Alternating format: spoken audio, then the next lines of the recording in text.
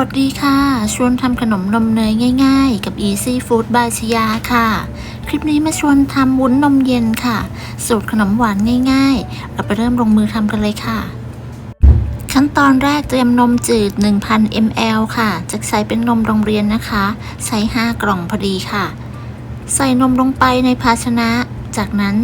ใส่ผงวุ้นลงไปค่ะใส่2ช้อนโต๊ะนะคะแล้วก็คนให้เข้ากันพักเขาไว้ให้อิ่มน้ำประมาณ 10-15 นาทีค่ะ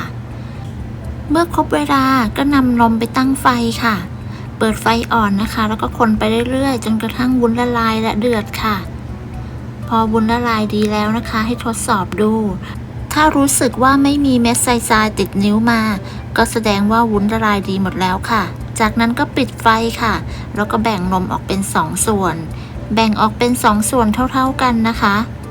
ส่วนหนึ่งเราก็จะทำเป็นวุ้นนมสดอีกส่วนหนึ่งเราจะผสมกับน้ำแดงค่ะจะใช้เป็นน้ำแดงจากน้ำหวานเฮลบลูบอยนะคะจากนั้นคนให้เข้ากันค่ะแล้วก็นำไปตั้งไฟต้มจนกระทั่งส่วนผสมเดือดอีกครั้งหนึ่งค่ะแล้วก็พักเขาไว้ก่อนวุ้นนมสดที่เหลือจะใส่น้ำตาลทรายลงไปค่ะแล้วก็นำไปตั้งไฟต้มจนกระทั่งน้ำตาลทรายละลายค่ะเมื่อน้ำตาลทรายละลายดีแล้วก็ปิดไฟค่ะแล้วก็ยกลงจากเตาจากนั้นนำไปเทใส่พิมพ์ค่ะใช้เป็นพิมพ์ปล่องขนาดเส้นผ่าศูนย์กลางประมาณ9นิ้วหรือประมาณ20เซนค่ะใส่วุ้นนมสดลงไปแล้วจะจับเขาวางเอียงลักษณะประมาณ40องศาค่ะพักให้วุ้นนมสดเซตตัวแต่อย่าให้แข็งมากนะคะจากนั้นใส่วุ้นนมเย็นลงไปค่ะโดยค่อยๆตักใส่หรือค่อยๆเทลงไปนะคะเนื่องจากวุ้นด้านล่างเขาจะยังไม่แข็งตัวค่ะใส่วุ้นนมเย็นลงไปหมดแล้วเราก็จะวางพิมพ์ไว้ในแนวราบปกตินะคะถ้าเห็นว่ามีฟองก็รีบตักออกเลยค่ะแล้วก็พักวุ้นไว้จะพักไว้ในตู้เย็น1ชั่วโมงนะคะจากนั้นก็นำวุ้นออกจากพิมพ์ได้เลยค่ะเอาออกไม่ยากนะคะวางจานด้านบนเขย่าทีเดียวก็ออกแล้วค่ะ